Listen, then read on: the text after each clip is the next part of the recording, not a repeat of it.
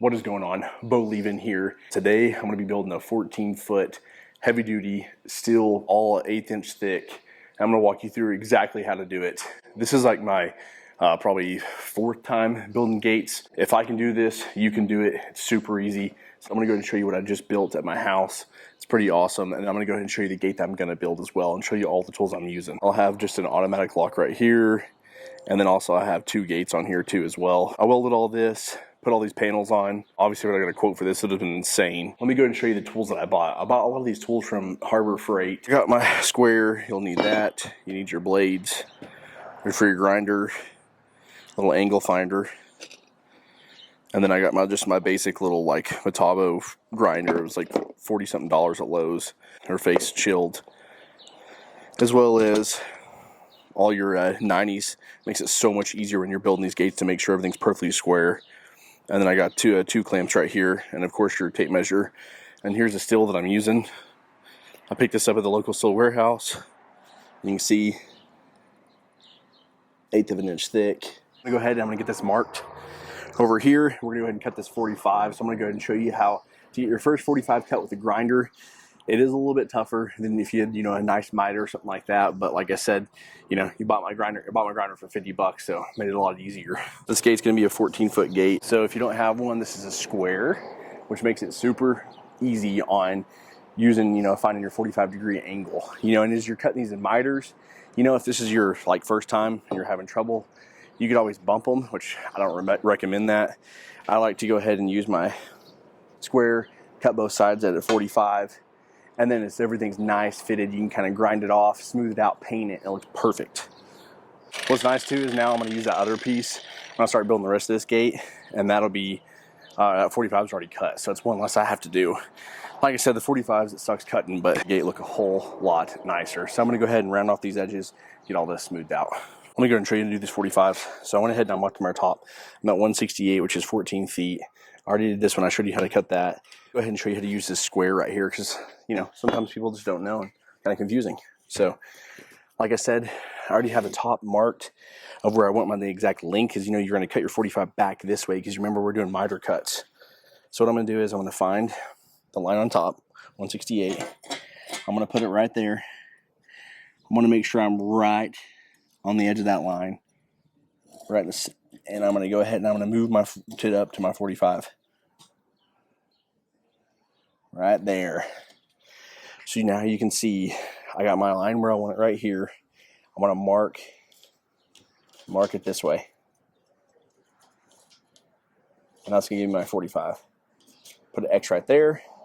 You can see here's my 45 line. I have my line right here. That gives me my 45. That's the X right there. So I'm just going to flip it over and do the same thing. We're going to go ahead. I'm going to build these, cut these. I'm going to do my gate height at 42 inches. So we're going to go ahead and get another miter. Go ahead and get that one marked up and cut. And then we'll go ahead and get my gate set up and make sure it's all square. And we'll get that welded and do our support arms. I'm going to need these. This right here, I bought these at Harbor Freight for like 12 bucks. This is the best tool ever for make sure you're going to do your 90s.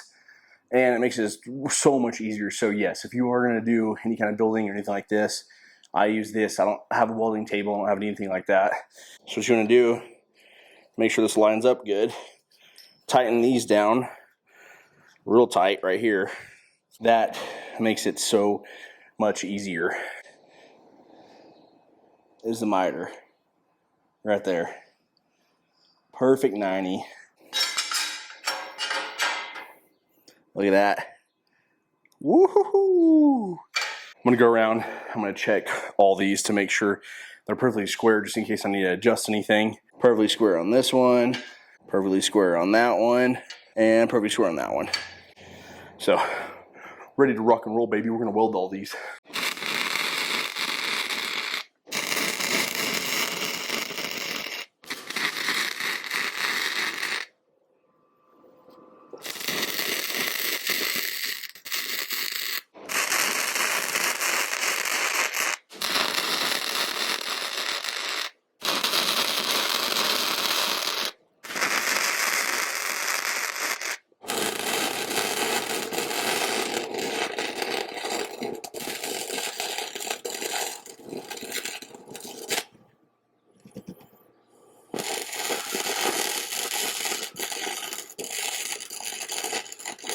There we go. I got one side all welded, all the ends, the inside.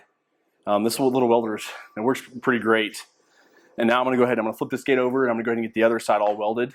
And then I'm gonna show you how we're gonna put our support arms on, and then your gate's pretty much gonna be done under your logo on there. What's up? So now let's go ahead and we're gonna add some supports to this gate, because if you don't, this thing's gonna sag right in the middle, even though it's 1/8 inch thick.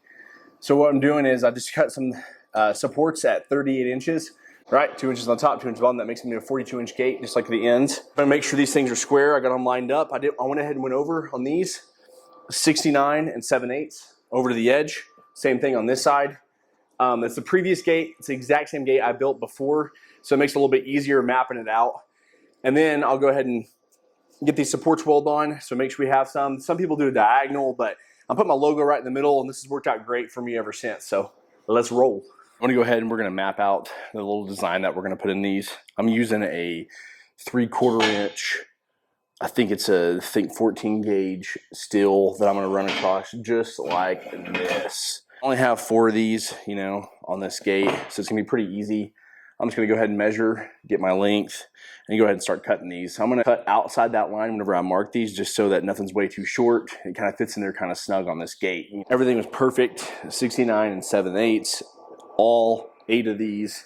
You can kind of see the layout that I'm already doing right now. My grinder, get all these cut. I went ahead and I marked down here at 6 inches, down here at 6 inches, and I'm gonna place them right above that line and go ahead and get these welded in the center on this gate. And then what I left right here is, depending on your logo or where you want your support arms, like I talked about, you know, my logo is gonna fit right in between, exactly on the sides. And so that's the reason why I spaced it out right there. If you need different support, you know, you could always go out and say your logo, your sign's a lot wider. Say it's a 3 or 4 foot sign. It'd be pretty easy because you could space it out, your support arms, on 3 feet, 4 feet, whatever you gotta do, because it's gonna give it all that it needs.